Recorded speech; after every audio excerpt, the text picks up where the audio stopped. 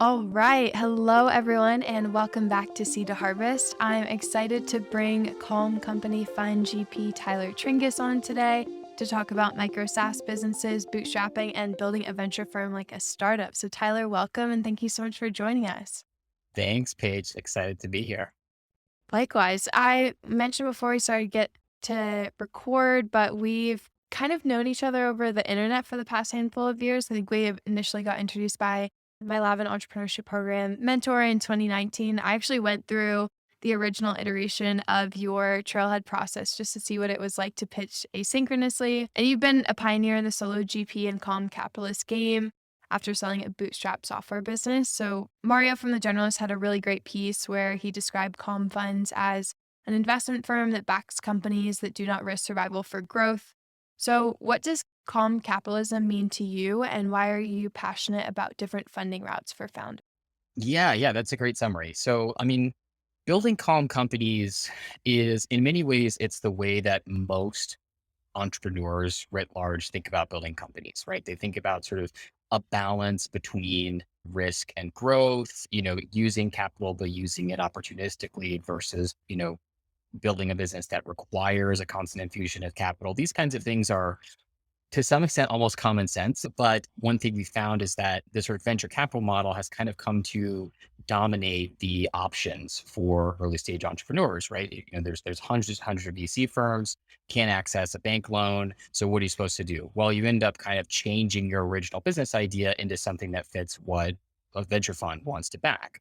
And we think that there's a big opportunity there to basically back these companies that are maybe not necessarily in a winner take all market. Maybe they don't have huge technical risks and they're just wanting to build a great modern business and they want some early stage capital, mentorship, and community, all the good stuff you get from a fund, but that's aligned with more just kind of sustainable growth trajectories, if that makes sense. And to provide some context to our listeners who aren't as familiar, when you're building a venture backed company, it's very much an all or nothing, grow at all costs model. And not all investors enforce that, but it is quite common across the industry. So, what would be some examples of calm companies? Yeah, the kind of like canonical calm company these days, and what we end up doing a lot of our investing in is B2B software in industries that are kind of maybe too small to ever justify like a multi-billion-dollar company, right? And so we're doing a lot of investing into different niches of the economy where they're still using spreadsheets or clipboards or things like that. You can think of like all kinds of industrial applications, every part of construction, like all kinds of things like that. Like all kinds of service businesses that are just like standard small businesses, right? Plumbers, electricians, this kind of stuff. They can all be improved by bringing in good modern software, but it's very unlikely in a lot of these cases that you're going to be able to build a massive company. You can build a great company. And, as long as you don't raise too much capital, it's okay to be going into a market that is ultimately you're going to top out at, maybe a few tens of millions of dollars a year in revenue because, you didn't raise too much money, right? If you raise Right. too much money, then you kind of can't go after these markets. So that's like the most common example. It usually revolves around kind of the inverse of the market analysis for venture capital that I think you've done a really good job of explaining with your book and Twitter threads and things like that, where it's like, okay, I need to understand how this is a huge market with winner take all dynamics and, all this kind of stuff that I'm gonna be able to put a lot of money in and get a really large outcome out of. We kind of look for the opposite of that. We're like, where are there these little protected niches where you can build what I call like a micro monopoly, right? Where like Mm, you have the best product in this space for this one part of the film production industry process. It's the best product, but it's not a big enough market for someone to want to come in and compete with you. And you just kind of run away with that and build a great business that you run for 20 years. yeah. Thank you for expanding on that. I think one of the things that's really interesting about Calm Fund is that you're relatively asynchronous in relationship to other venture firms. So, to give our listeners some perspective, what does an average day look like for you as a solo GP?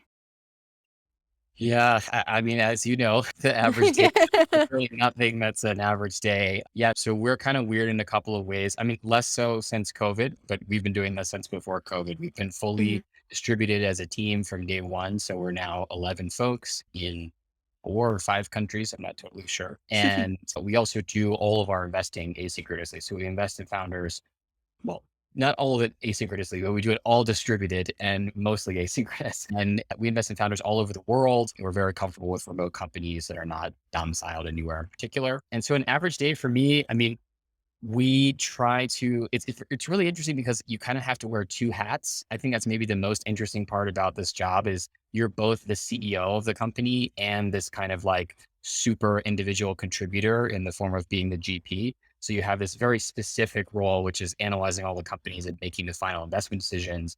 And then Mhm. you're also the CEO of a small company and you have to decide like, compensation structures and where are we going to do our team retreat and all this kind of stuff. So I end up switching back and forth between those gears a lot. But in terms of like as a GP, a typical day for me, we have moved a lot of the investment process to an upfront asynchronous process. So we're very thesis driven. So we can ask a lot of very specific questions and we can just ask those up front. There's no need for me to hear them as a cold pitch on a Zoom call when I know pretty much exactly what I'm going to ask on that first 30 to 45 minutes of that.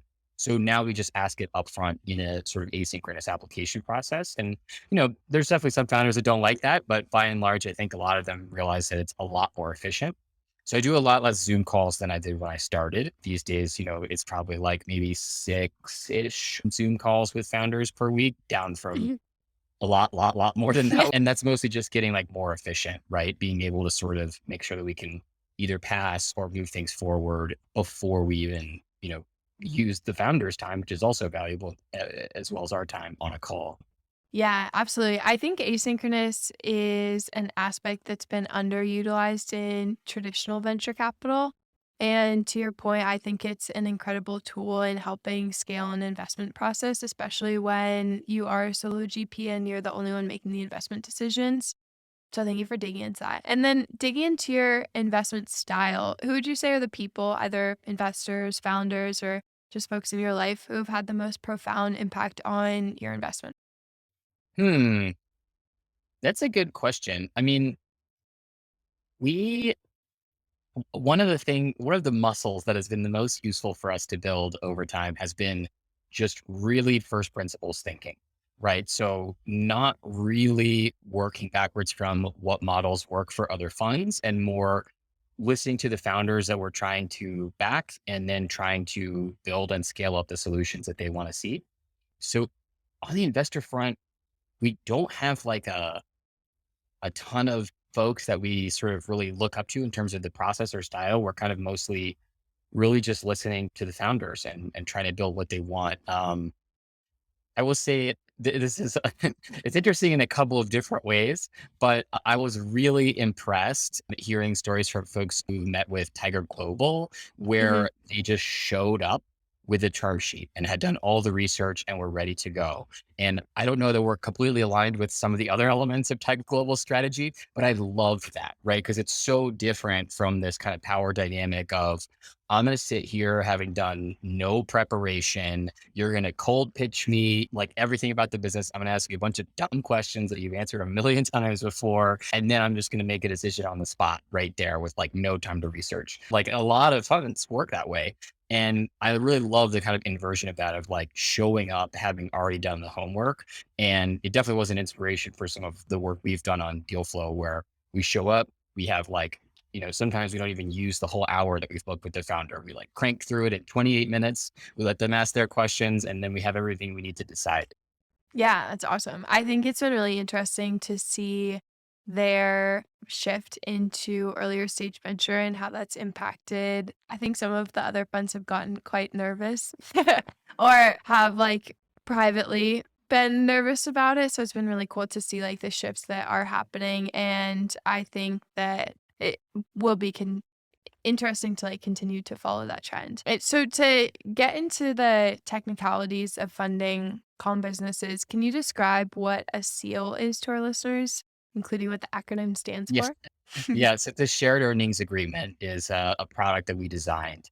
Um, One thing that I think is a little bit of a common misconception about what we do is we don't really consider ourselves like a product led fund. Like you have Mhm. some of these funds out there that There's some kind of investment vehicle, and the main thing about them is the structure that they've created, right? A lot of like Right. revenue-based financing and recurring revenue prepayments and things like that. Like it's all about we have this cool product and that's what we're selling. For us, we're much more around like a thesis-driven fund where we're trying to back these kinds of calm companies and make sure that we're aligned with the different trajectories that are going to be considered success for them. One of the main things we're trying to solve for is the like zombie startup situation where, you raise some money and then you build like a really solid company that isn't growing fast enough and everybody's unhappy about it because everybody wants it. So we're like, okay, how can we work backwards from you build a company like that and we're actually high-fiving you, right? You raise whatever, 500K from us and a few angels,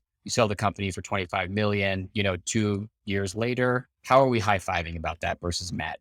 And the shared earnings agreement is a way to basically align our interests in that sense. So it works a lot like say for the other convertible instruments that folks use early on to in venture, right? So there's an equity component, it's an uncapped kind of upside, but it has a profit sharing piece. So the idea is some of the companies we invest in become steady state profitable. They realize Hmm. they're doing well and they say, hey, let's just take our foot off the gas spending a little bit and start to harvest some profits out of that. If you only have equity or even like a safe, you really don't want that as an investor, right? Because they're just taking Yeah. money out of the business. You're not seeing any benefits and you're Right. being like, reinvest that in growth. The seals are based on the founder's salary. Is that correct? So when the founder's salary goes over $100,000, then the calm fund receives 20% after that.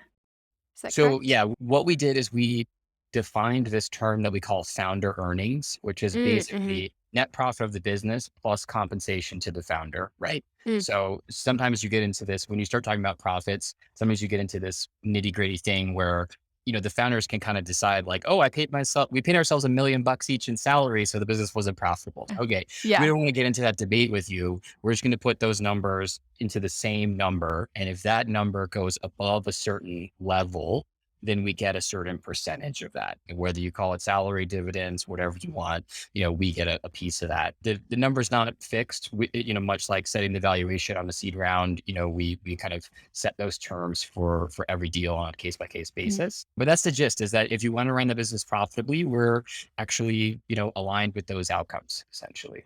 Yeah, I think that was the most interesting thing reading about it for me is not only do you have the ability to participate in venture scale returns should that company want to flip into more of a venture backed company, but you also have the ability to support the entrepreneur should they choose to run a profitable comp company, which I Yeah. think is cool because some, I think one of the misconceptions with funding models that are separate from traditional venture is that they have to be, like, totally separate, and I think the seal is really interesting in that it's more of a hybrid model that supports the entrepreneur whatever decision that they are looking to make. It was important to us not to close off that route, right? Not to Right. force entrepreneurs at the very earliest stages to pick one path or the other.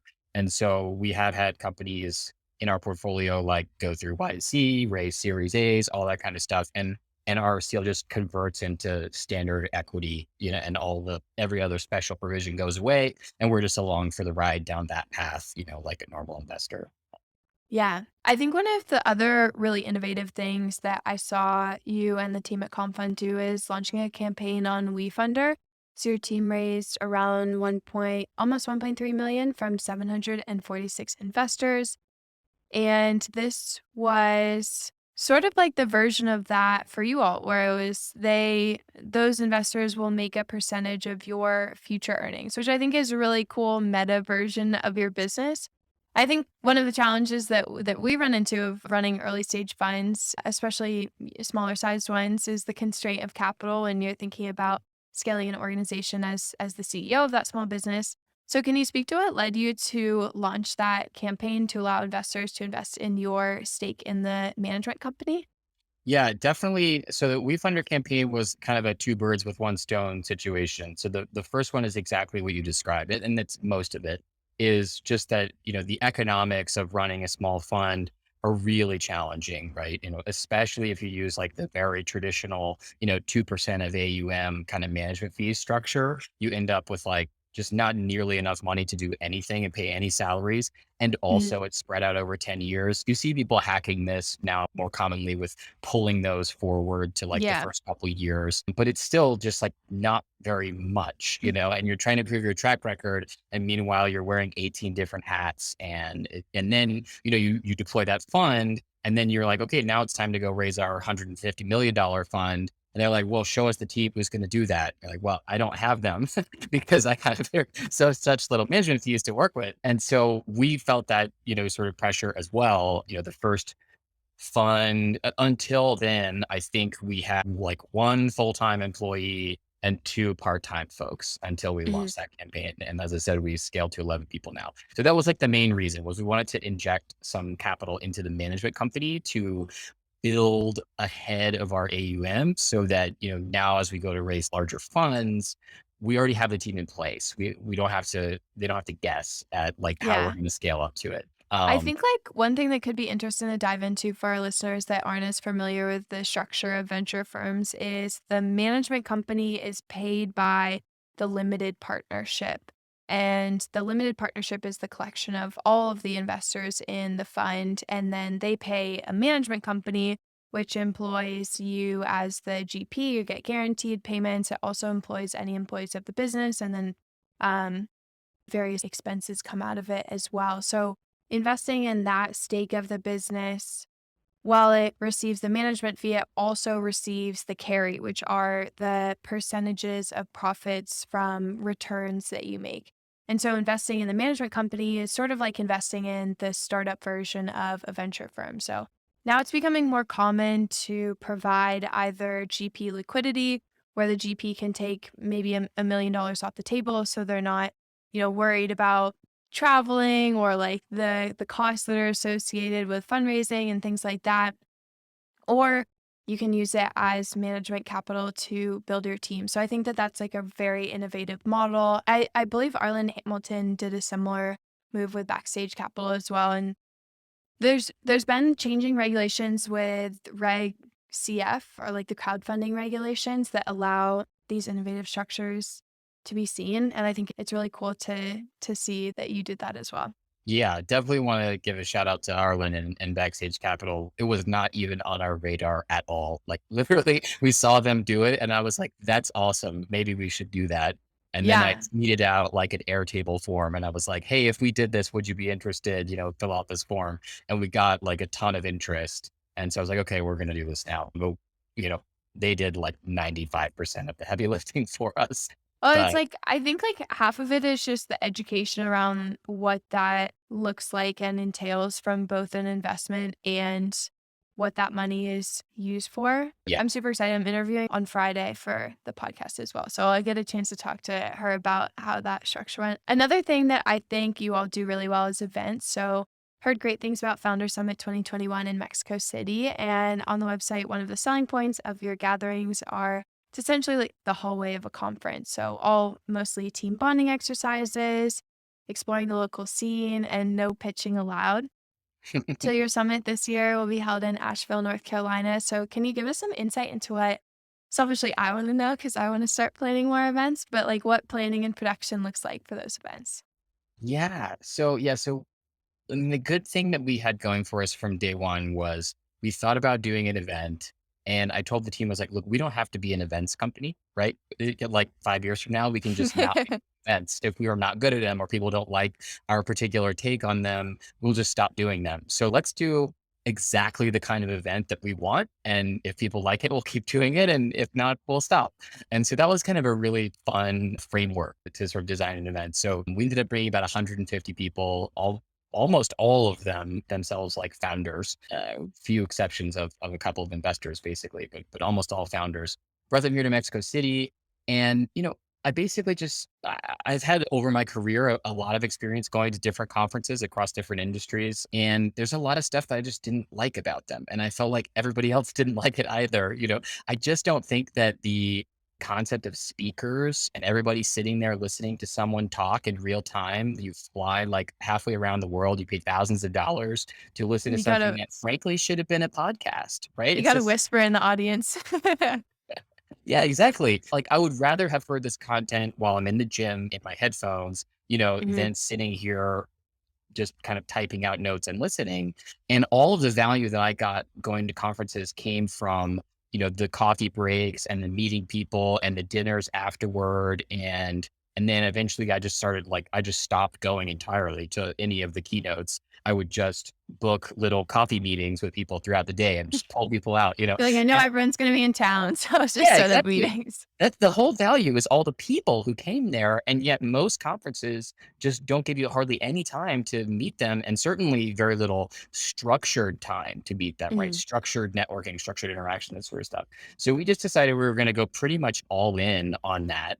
So we designed like a 3-day conference. It was very focused around a lot of there was some kind of like talks and workshops and stuff, but it was all structured around being very interactive. So we brought mhm, people in to do more of a workshop than a talk where you mhm. actually got the people there involved and talking to each other and hanging out. And it's not delineated between speakers and attendees as well, which I Yeah, really no, like. there was no VIP sections, there was no green rooms or anything like that. I mean, it was nice. We had nice environments, and good part about Mexico City is like we had the Four Seasons, we had all kinds of stuff, involved. So everybody had a good experience, but it wasn't, sort of segregated in the way that a lot of conferences are.